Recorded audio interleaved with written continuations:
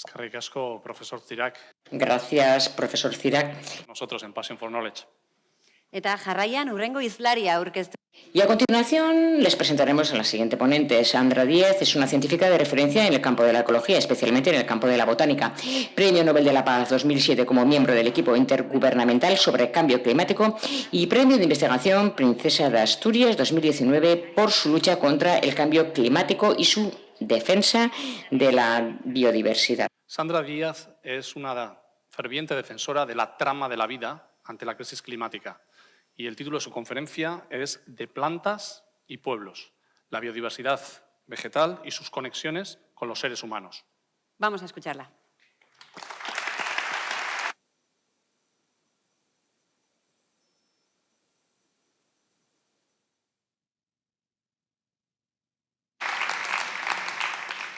Muy buenas tardes y muchas gracias por haber venido. Ante todo, quiero agradecer a todo el equipo de la organización y muy particularmente a los profesores Pedro Miguel Echenique y Ricardo Díez por haberme invitado a este festín de conocimiento que es este festival y también por darme la oportunidad de disfrutar de la legendaria hospitalidad vasca. Puedo afirmar ya a esta altura que, de primera mano, que la leyenda está plenamente justificada. Y me gustaría comenzar mi conferencia con una pregunta no retórica para la audiencia. ¿Con cuántas especies de plantas se han encontrado en el día de hoy?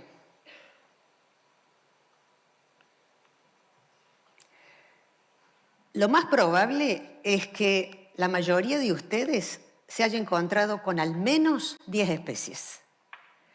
Pero es muy posible que ni siquiera lo hayan notado.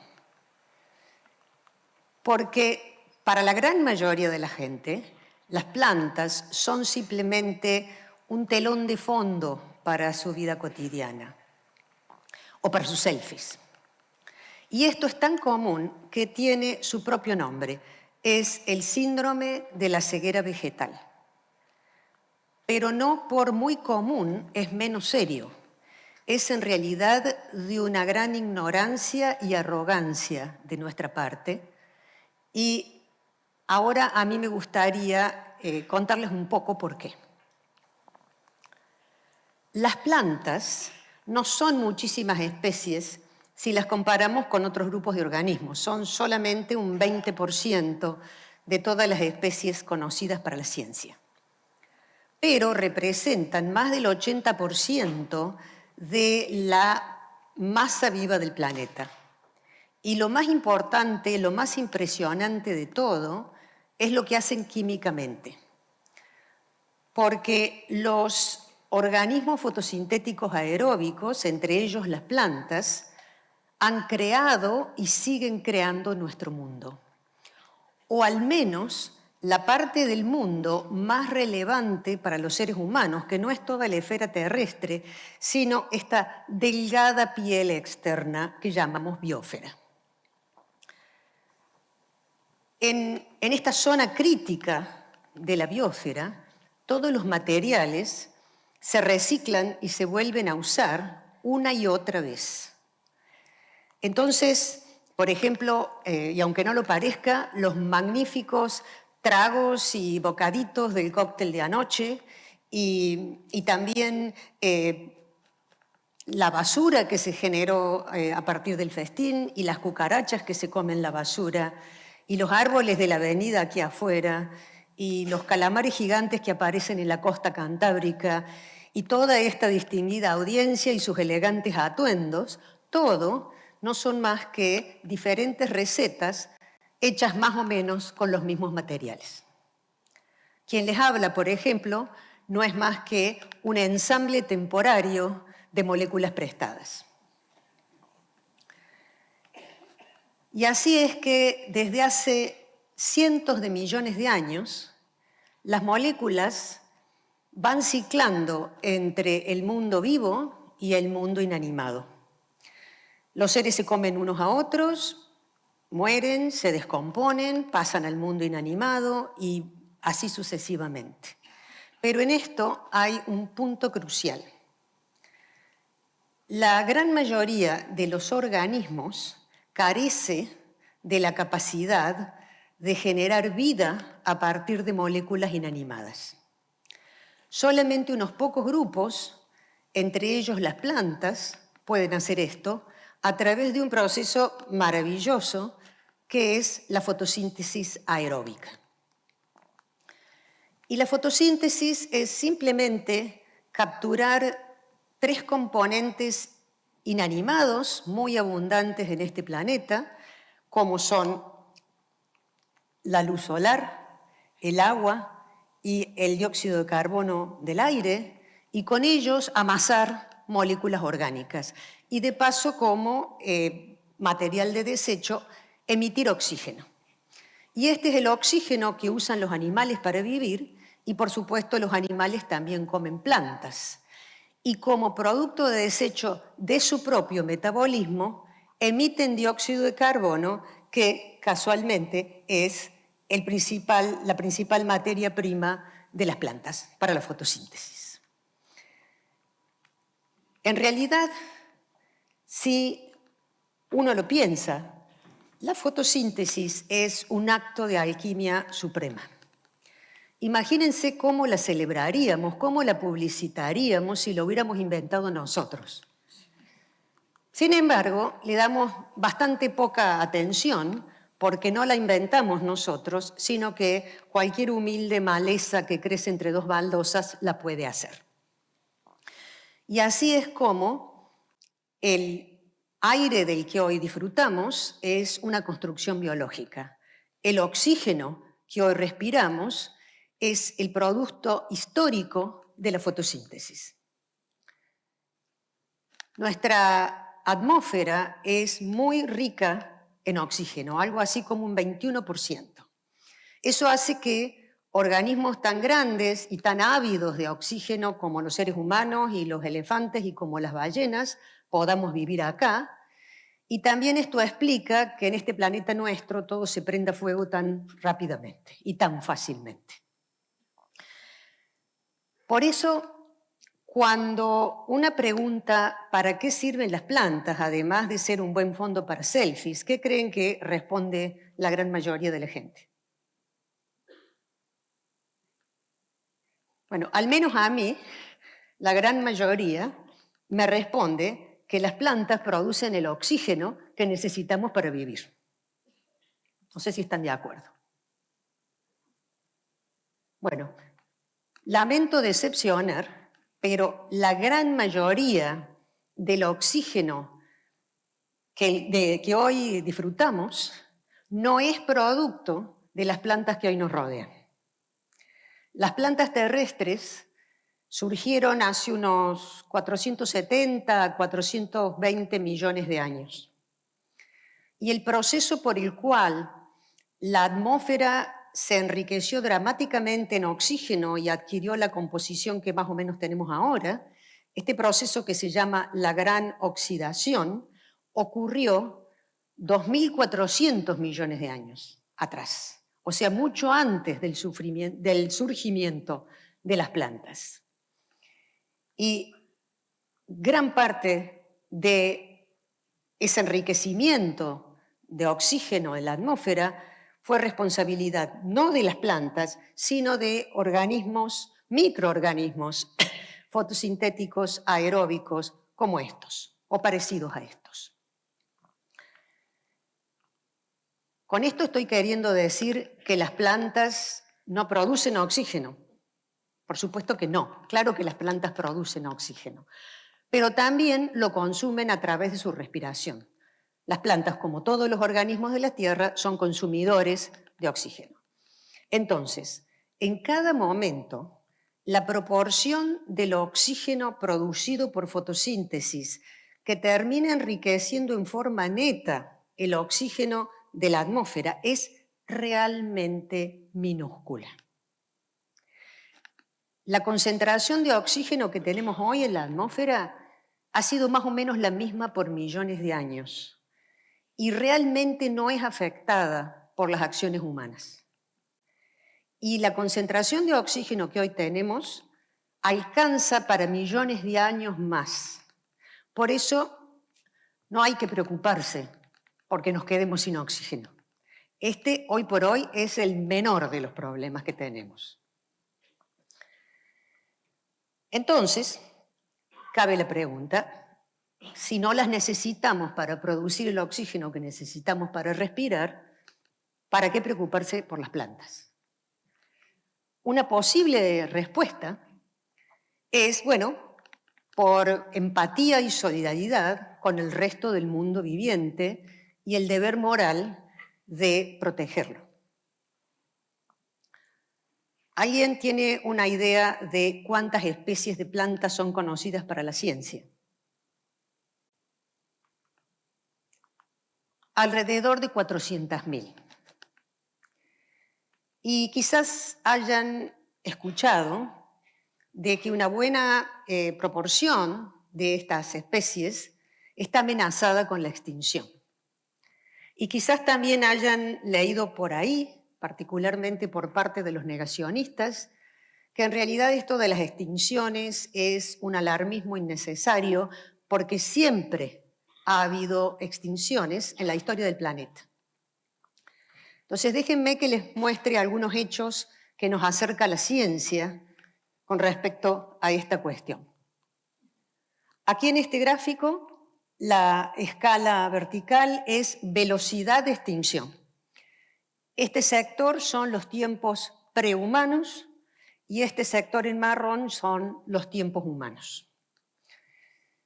Esta banda representa lo que se llama la tasa de extinción de fondo. Es la tasa, la velocidad promedio de extinción antes de la aparición de los seres humanos o por causas no humanas.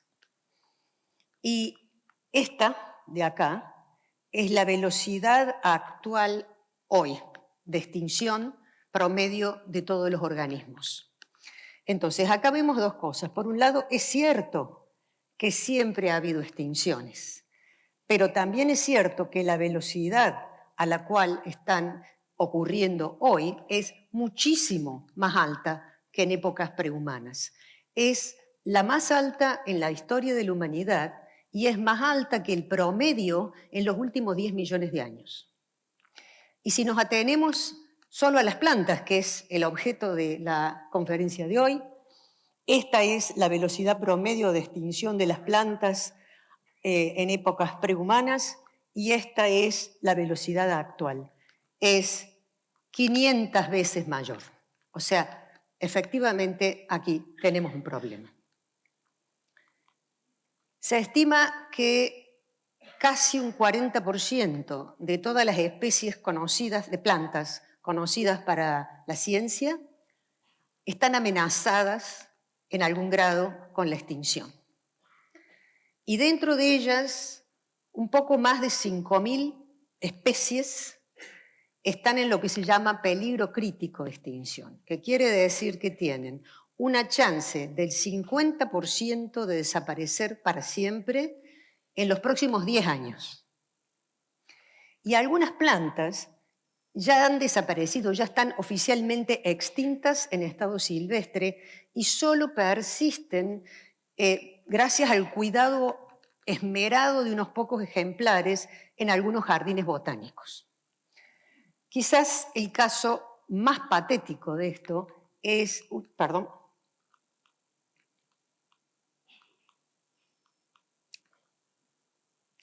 es el de este pobre y venerable individuo, la Zika de Wood. Este es el único individuo que se ha encontrado hasta ahora en estado silvestre. Es un pie masculino y vive desde hace más de 100 años en su maceta en el Jardín Botánico de Kew, cerca de Londres. Lo han clonado, por lo tanto hay algunos otros individuos de la especie, pero siendo clones son todos, por así decirlo, varoncitos. Una historia bastante triste. Mucha gente se conmueve con estos hechos, Pero quizás haya gente que no se conmueva y diga, bueno, sobre todo ahora que sabemos que no nos vamos a asfixiar sin plantas, quizás desde un punto de vista estrictamente antropocéntrico, no es tan terrible que unas cuantas especies de plantas desaparezcan. Pero ocurre que las plantas son una parte muy importante de la urdimbre y de la trama del tapiz de la vida sobre la Tierra. Y en este tapiz todos los seres vivos estamos profundamente entretejidos. Eso hace que las plantas sean fuente de innumerables contribuciones al bienestar de los seres humanos. Por ejemplo, las plantas son la base de nuestra supervivencia física, porque son nuestro alimento y el alimento de los animales domésticos. También las plantas regulan el clima y la distribución del agua en el planeta. Subyacen casi todos los aspectos de la salud humana, son la base de nuestras economías y también proveen inspiración a nuestros descubrimientos y a las imágenes e historias que subyacen a nuestra identidad como miembros de culturas distintivas y también como personas únicas e irrepetibles. Básicamente, no seríamos quienes somos sin las plantas y probablemente simplemente no seríamos sin ellas. Por eso, el empobrecimiento de la vida vegetal conlleva enormes pérdidas en términos de beneficios para el bienestar de las personas. Pero las plantas no solamente son la base de nuestra vida física y psicológica como personas individuales, sino que desde nuestros orígenes mismos, nuestras relaciones sociales con otros seres humanos, dentro y entre sociedades, han estado mediadas por el cuerpo de las plantas. La historia de la humanidad, al menos en los últimos 1000 años, con toda su creación de riqueza y progreso y descubrimientos y también con toda su expoliación y sufrimiento, injusticias, las migraciones, las esclavitudes, los imperios, los imperialismos, todas esas historias podrían ser contadas a través de las plantas que las mediaron, como por ejemplo el opio, la quina, las especias, el té, la caña de azúcar, el quebracho, el algodón, el caucho, la palma aceitera, la soja y muchas otras más. Y en todas estas historias sociovegetales, las plantas no han sido simplemente objetos inmóviles y pasivos.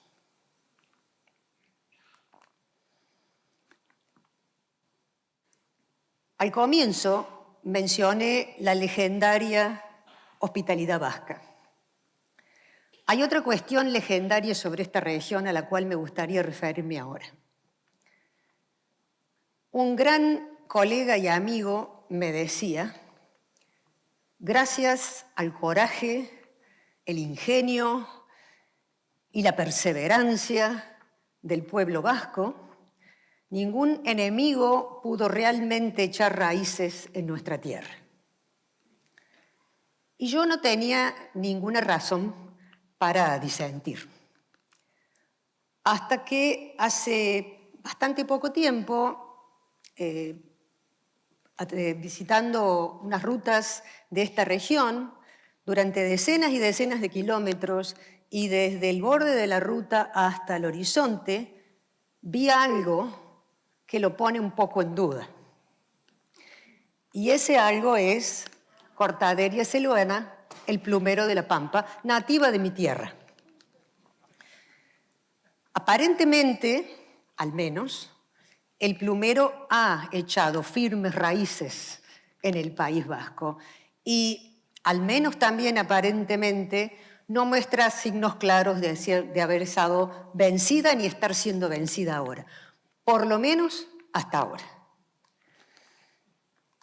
Esto para mí es un ejemplo muy elocuente de que lejos de ser objetos inanimados que manipulamos totalmente nuestra voluntad, lejos de ser el decorado del drama social humano, muchas plantas se han valido de nuestro entretejimiento, de nuestro entrelazamiento con ellas, para llegar a los lugares más remotos e insospechados y ahí establecerse y enseñorearse.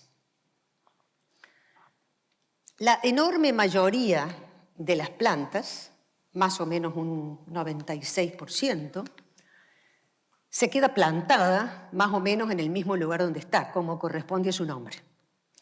Pero el restante 4% viaja a grandes distancias. De estas plantas viajeras,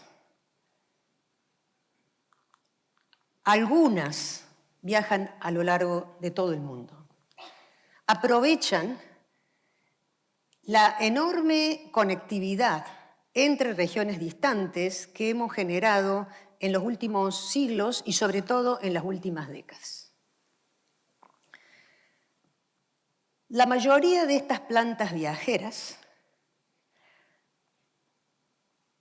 no se establece en los lugares donde llegan, pero una minoría de ellas, se conocen más o menos unas 1000 en el planeta, sí realmente se establecen en sus nuevos hogares y empiezan a expandirse y se transforman en invasoras con daños cuantificables.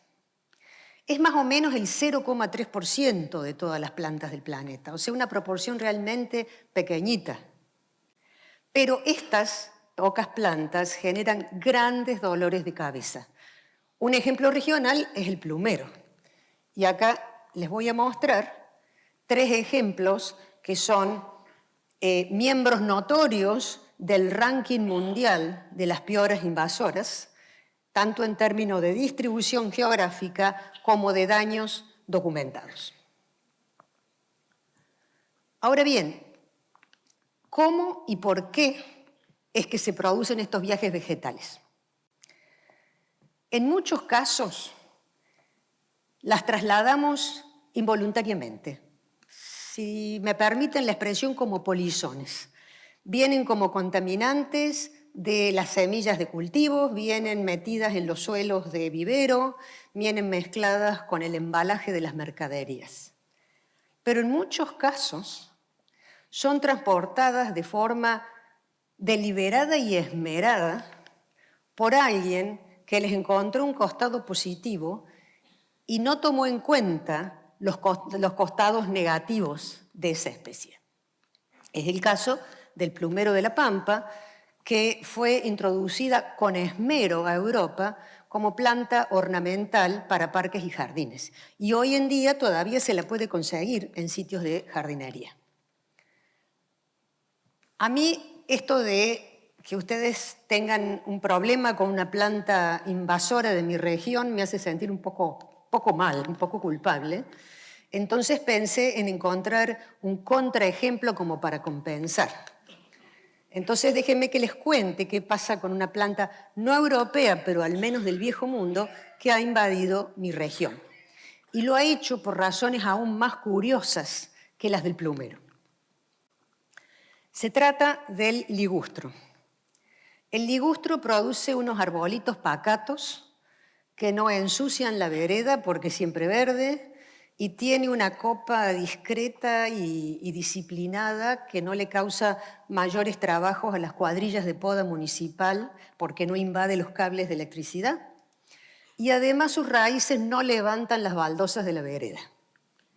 Por estas razones se transformó en la favorita de los planificadores de espacios verdes urbanos que la promovieron fuertemente, y los frentistas también estaban encantados porque producía una sombra densa bastante rápido y no tenían que barrer la vereda. Y el problema es que ellos no eran los únicos que estaban encantados. El ligustro produce grandes cantidades de frutos carnosos que maduran en una época del año donde no hay ninguna planta nativa produciendo frutos semejantes. Entonces, las aves que se alimentan de frutos no podían creer su suerte y muy rápidamente las dispersaron por todo el centro de Argentina. Y eso trajo consecuencias importantes a nivel del campo, porque el ligustro produce una supresión muy fuerte sobre muchas especies nativas que requieren una alta insolación para crecer, y también trajo perjuicios a nivel de las ciudades, porque cada primavera esta especie produce flores aún más copiosas que los frutos, y esto se transforma en la pesadilla estacional de muchísima gente que le tiene una alergia atroz y no tienen dónde esconderse porque el ligustro está por todas partes. Pero por supuesto, no es que el ligustro o el plumero sean intrínsecamente malvados. La enorme mayoría de las plantas no es ni totalmente mala ni totalmente buena. Todas tienen costados de los dos tipos. En realidad, las plantas solo tratan de vivir en el lugar que les toca. Y en eso son realmente buenas. Son realmente buenas en resistir, en persistir, en amoldarse, en evolucionar. Y a los valores positivos o negativos se los ponemos nosotras. En función de nuestros intereses, las demonizamos y combatimos o las entronizamos y cuidamos. En realidad, las plantas tienen múltiples valores, algunos de los cuales se pueden cuantificar muy fácilmente y muy precisamente. Por ejemplo, en dinero. Ha habido cálculos de cuánto dinero ganaron las potencias imperiales europeas a lo largo de toda la historia con las plantaciones de caña de azúcar y algodón del Nuevo Mundo. Uno también podría calcular lo contrario, cuál fue el costo de ese mismo proceso, por ejemplo, en vidas humanas. Otro ejemplo, hace poco se presentó un informe cuantificando los daños totales de las plantas y animales invasores en el mundo y se llegó a la conclusión que era del orden de los 400.000 millones de dólares. Los ecólogos, por ejemplo, yo, podemos cuantificar con bastante precisión cuánto carbono captura y retiene fuera de la atmósfera y por lo tanto cuánto contribuye en la lucha por el cambio en contra del cambio climático una hectárea de bosque compuesto de distintas especies de árboles. Pero no todos los valores de las plantas son bien capturados por variables económicas o ecológicas o de salud. Las plantas también tienen algunos valores que son mucho más subjetivos, que tienen que ver con lo social y con lo identitario.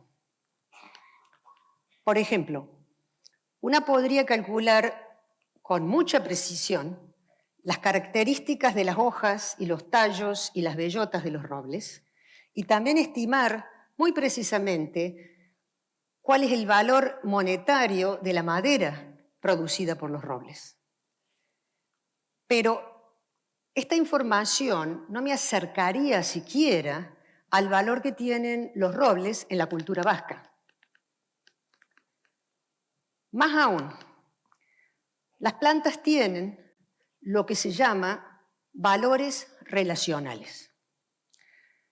Los valores relacionales son aquellos donde lo que se valora no es la utilidad que brinda la planta para mis propios fines, sino lo que valoro es mi relación con esa planta.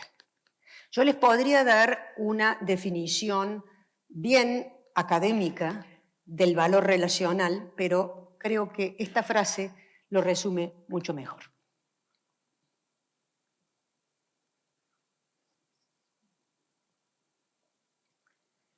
Tiene que ver con la relación que uno tiene con una especie o un individuo en particular que lo hace único e irreemplazable.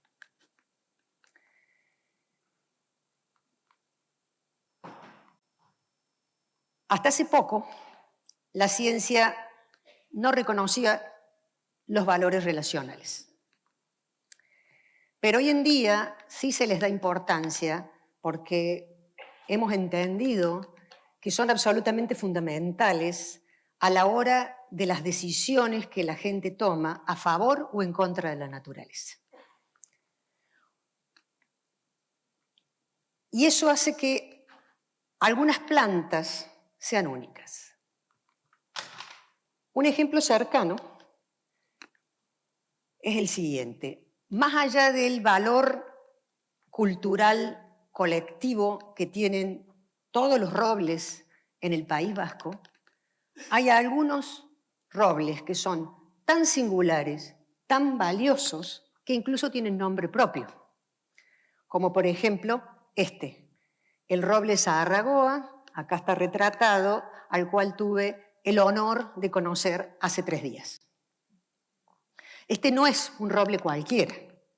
Si viene alguien y ofrece reemplazarlo por uno con características más o menos similares o incluso con uno más bonito, probablemente haya mucha gente que se oponga y lo considere tan inaceptable como la proposición de reemplazar a un miembro de la familia, aunque el reemplazante sea más joven, más inteligente y más trabajador. Y esto de árboles singulares no es algo que pase solamente para los robles en el País Vasco, sino que pasa en todo el mundo. Lo tenemos con muchos baobabs en África, lo tenemos con muchas ceibas en América Latina, lo tenemos con muchos cipreses en el Medio Oriente. Por ejemplo, es el veneradísimo ciprés de Abarku en Irán, que según la leyenda fue plantado por el mismo Zoroastro. Entonces, las plantas tienen múltiples valores. Algunos de ellos no pueden aplastarse en una sola métrica cuantitativa, pero no por eso son menos importantes. Por eso es muy importante considerar todos esos valores en conjunto. Redondeando entonces, las plantas son una parte fundamental de la urdimbre y la trama del tapiz viviente que arropa nuestro planeta. Es bastante fácil imaginarse una biosfera sin seres humanos, pero es muchísimo más difícil imaginarse a los seres humanos o a la biosfera sin las plantas. Por eso, nuestro origen y nuestro destino está inextricablemente unido al de las plantas. Está unido genéticamente, evolutivamente, socioculturalmente, ecológicamente. Y realmente no tenemos un futuro digno de ser vivido si no existe también un futuro para las plantas. Y en procurar trabajar para ese futuro posible, es muy, muy importante entender a las plantas realmente como lo que son. No objetos inanimados que hacen exactamente y solamente lo que queremos que hagan, no como decorado del drama social humano, sino como seres activos, como participantes del planeta, como compañeras de ruta con las cuales coexistimos de un modo entrelazado. Muchas gracias.